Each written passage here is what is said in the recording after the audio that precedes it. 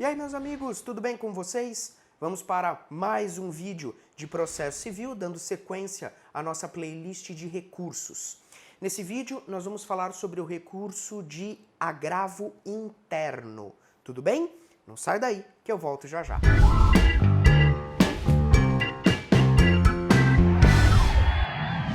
Muito bem, meus caros. Então, seguindo a ordem do código, nós já estudamos o recurso de apelação, recurso de agravo de instrumento e agora chegamos no recurso de agravo interno.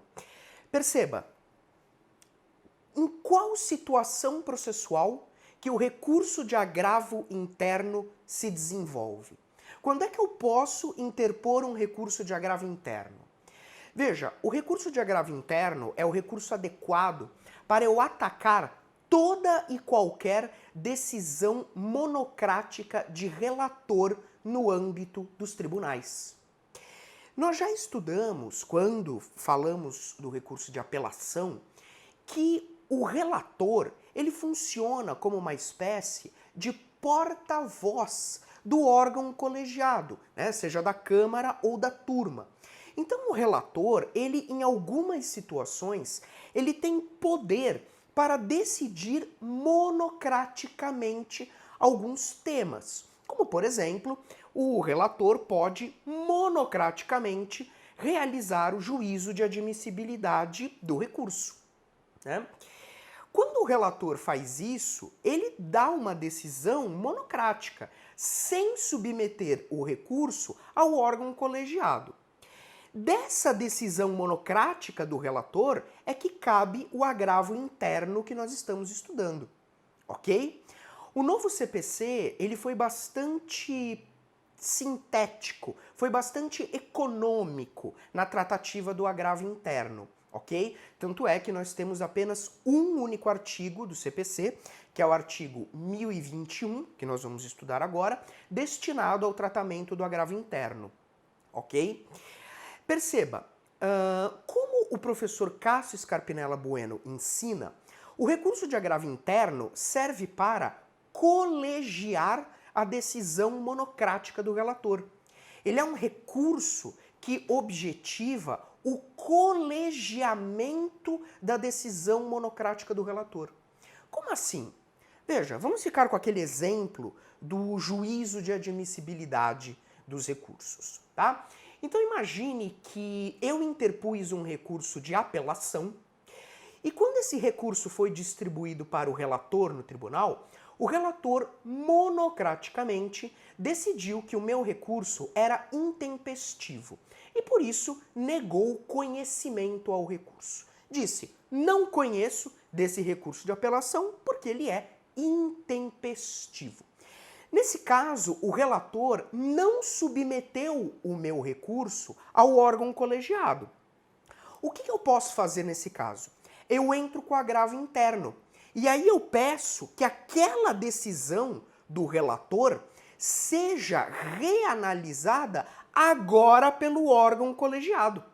Então, se antes o relator tinha monocraticamente decidido que o meu recurso era intempestivo, agora, por meio do agravo interno, eu quero que essa questão seja levada à Câmara ou à turma para que o órgão colegiado realize a admissibilidade do meu recurso. Por isso que nós dizemos que o agravo interno é um recurso que serve para colegiar as decisões monocráticas dos relatores. Tudo bem? A matéria que foi decidida monocraticamente, agora no agravo interno, será submetida ao órgão colegiado. Tudo bem? Então, dito isso, vamos passar agora para a leitura do artigo 1021 do CPC, que trata sobre o agravo interno. Vem comigo aqui para a tela. Muito bem. Então vamos dar uma olhada aqui no artigo 1021, né?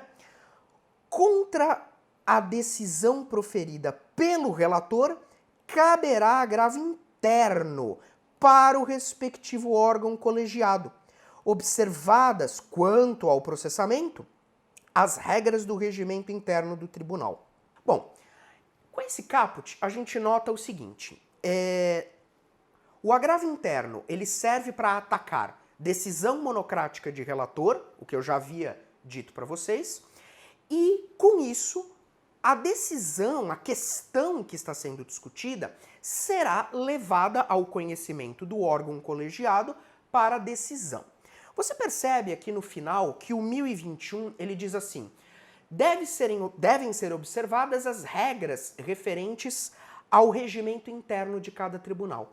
Veja, foi o que eu disse, o CPC ele foi extremamente econômico na disciplina do agravo interno, tá? Nós só temos o 1021 falando sobre esse artigo. Então, os demais pontos, o processamento, o procedimento, né? Cada tribunal regula de maneira própria, por meio dos seus regimentos internos. Aí, o tratamento varia de tribunal para tribunal. O 1021, ele serve como uma espécie de regra matriz para o agravo interno, tá? É o mínimo de tratamento fornecido pela lei. O restante fica a cargo de cada tribunal, tá bom? Volta aqui comigo. Olha o parágrafo 1º. Na petição de agravo interno, o recorrente impugnará especificadamente os fundamentos da decisão agravada. Veja, primeiro ponto aqui que a doutrina tem salientado quanto a esse parágrafo 1º é, na verdade, uma crítica, tá? É, na verdade, uma crítica. Por quê? Por quê? Pelo seguinte, esse parágrafo 1º, a regra contida nele não é uma regra específica do agravo interno. Veja, isso não é uma regra específica do agravo interno, isso é uma regra que cabe para todo e qualquer recurso. Veja, sempre que eu entro com um recurso, não importa qual seja, eu tenho que demonstrar de maneira específica o porquê que a decisão recorrida está errada. Entende? Então, na verdade, essa regra do parágrafo 1º, ela não traz nada de específico para o agravo interno. Isso aqui é uma regra de tratamento geral dos recursos. Todo e qualquer recurso, eu preciso fundamentar especificando o porquê que a decisão recorrida está errada. Por que que a decisão recorrida, ela precisa ser mudada, tá certo? Então veja, para nós mantermos aqui no nosso exemplo da apelação, eu entrei com o recurso de apelação. O relator, monocraticamente, entendeu que a apelação era intempestiva. O que eu faço? Eu utilizo o agravo interno contra a decisão do relator. Na minha petição de agravo interno, eu tenho que demonstrar o porquê que a minha apelação é tempestiva. Então, se você voltar lá nas nossas regras de apelação, nas nossas regras de teoria geral, você tem que demonstrar, olha, o recurso é tempestivo porque o prazo começou em tal dia, encerrou-se em tal dia, no meio do caminho nós tivemos um feriado, então você tem que comprovar. Então, no agravo interno, você fundamenta o seu inconformismo. Não existe recurso que você entre e diga assim, olha, eu não concordo porque essa decisão não foi legal para mim, eu quero reverter. Claro que não. Você tem que dizer, ó, a decisão prolatada, proferida pelo magistrado, com todo respeito, está equivocada por causa disso, disso e disso. Tá bom? Então essa regrinha aqui do parágrafo 1º não é nada de especial do agravo interno, isso vale para qualquer recurso. Voltando aqui comigo para a tela, vamos para a leitura do parágrafo 2º. Parágrafo 2º diz assim: o agravo será dirigido ao relator, que intimará o agravado para manifestar-se sobre o recurso no prazo de 15 dias, ao final do qual, não havendo retratação, o relator levá-lo a julgamento pelo órgão colegiado com inclusão em pauta. Bom, aqui sim, esse parágrafo 2º, nós temos informações relevantíssimas sobre o agravo interno, tá? Primeira informação relevante, prazo. prazo para interposição.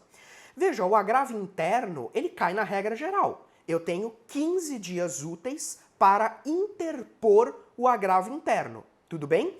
E a outra parte tem 15 dias úteis para apresentar as contrarrazões ao agravo interno. Então, esse parágrafo 2º, ele reitera a regra geral quanto ao prazo dos recursos, tudo bem? Ele salienta que o recurso tem que ser dirigido ao relator que proferiu a decisão. Perceba, está escrito, o agravo, ele será dirigido ao relator. E aqui tem um detalhe muito interessante que é o seguinte, o agravo interno, ele admite juízo de retratação, que é o tal do efeito regressivo dos recursos que nós já estudamos. Veja, volta aqui comigo para a tela. No parágrafo 2º, quando ele diz assim, ó, não havendo retratação, essa parte aqui do parágrafo 2º é que deixa extremamente claro que o efeito regressivo é uma realidade para o recurso de agravo interno, tudo bem? Porque se o relator ele se retratar, isto é, se o relator se desdizer, ele não vai mandar o recurso para o colegiado. Claro, porque aí não vai haver necessidade. Se ele voltar atrás na decisão, então não vai haver necessidade de submeter ao colegiado o recurso. Tudo bem?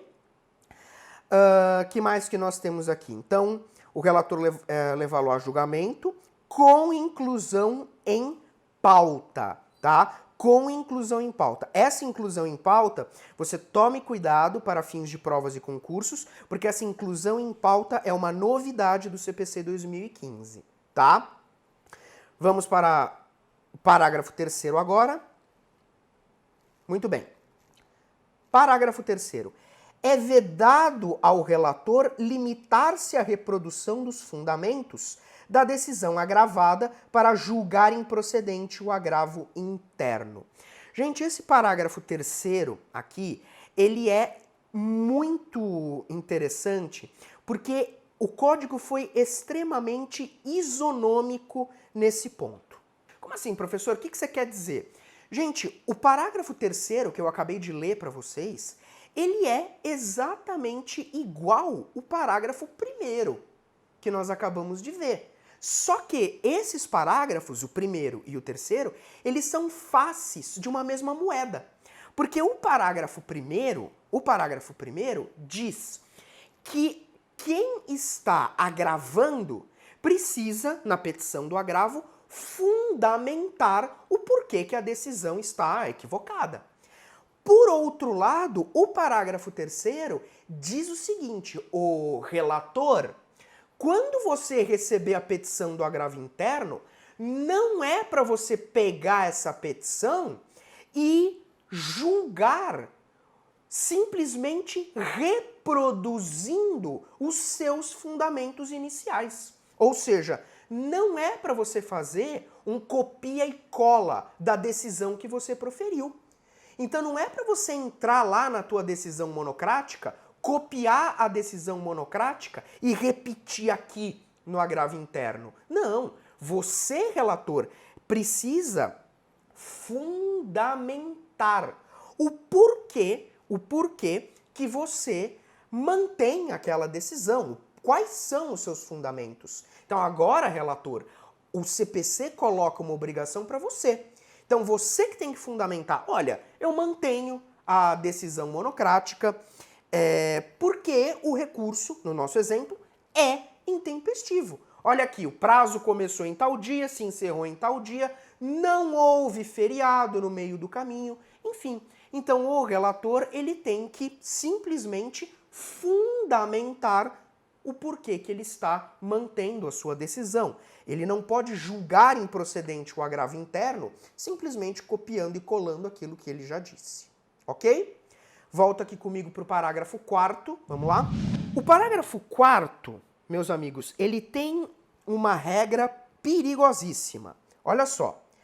Quando o agravo interno for declarado manifestamente inadmissível ou improcedente em votação unânime, o órgão colegiado em decisão fundamentada condenará o agravante, atenção, a pagar ao agravado multa fixada entre 1 e 5% do valor atualizado da causa.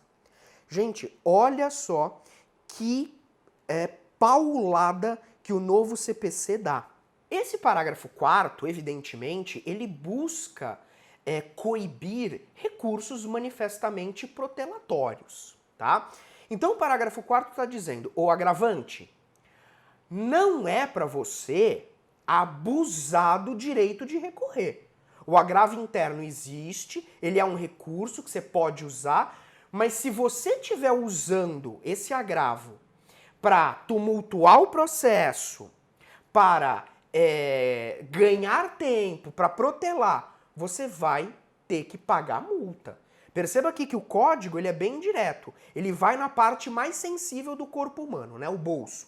E é uma multa pesada, de 1 a 5% sobre o valor atualizado da causa. Dependendo do valor da causa, isso aqui dá uma grana muito boa. E ele tem que pagar para quem? Parágrafo 4º fala, o agravante paga essa multa para o agravado. Sim, porque se o recurso é manifestamente inadmissível ou improcedente, você está simplesmente atrapalhando a vida da outra parte. Então você vai ter que pagar para ela essa multa, tá? E o parágrafo 4º, ele tem que ser lido juntamente com o parágrafo 5º. Vem aqui comigo. O parágrafo 5º diz: a interposição de qualquer outro recurso está condicionada ao depósito prévio do valor da multa prevista no parágrafo 4º, à exceção da Fazenda Pública e do beneficiário de gratuidade da Justiça, que farão o pagamento ao final. Então veja, a regra do parágrafo 5º, ela ainda complementa o parágrafo 4º, porque está dizendo o seguinte, ó, se o teu recurso de agravo interno foi considerado manifestamente inadmissível ou manifestamente improcedente, portanto, você só estava querendo protelar, você vai ter que pagar aquela multa. E para você entrar com qualquer outro recurso, você vai ter que pagar aquela multa. Você vai ter que depositar o valor da multa previamente. Senão, você não vai poder recorrer mais no processo. Olha aqui a leitura do parágrafo 5º. A interposição de qualquer outro recurso está condicionada ao depósito prévio do valor da multa. Tudo bem? Bom, é claro, então, que a gente tem aqui uma busca, né, por tentar coibir a chamada litigância de má-fé. Entretanto, esse parágrafo 5º, ele é um pouco debatido pela doutrina, principalmente no tocante à sua constitucionalidade, né? Alguns autores sustentam que talvez esse parágrafo ele não esteja muito em consonância com os princípios gerais dos recursos, né? Princípio do duplo grau, etc. Então, alguns autores questionam. Sem sombra de dúvida, o Código de Processo Civil de 2015, ele foi feito levando muitas coisas da prática em consideração. Então, ao que tudo indica, esse parágrafo 5º, ele foi feito para coibir algo extremamente frequente na prática forense, que é exatamente a utilização de recursos manifestamente protelatórios e que acabam por atrapalhar, em todos os sentidos, o andamento da marcha processual. Tá bom? Com isso, mais um vídeo que nós concluímos aqui do nosso canal e matamos o agravo interno, tudo bem? Mais um recurso aí para nossa conta. Se você gostou, por favor, deixa o seu like, se inscreve no canal e continue acompanhando o nosso trabalho, porque nos próximos vídeos a gente vai dar sequência ao estudo dos recursos. Abraço e até lá!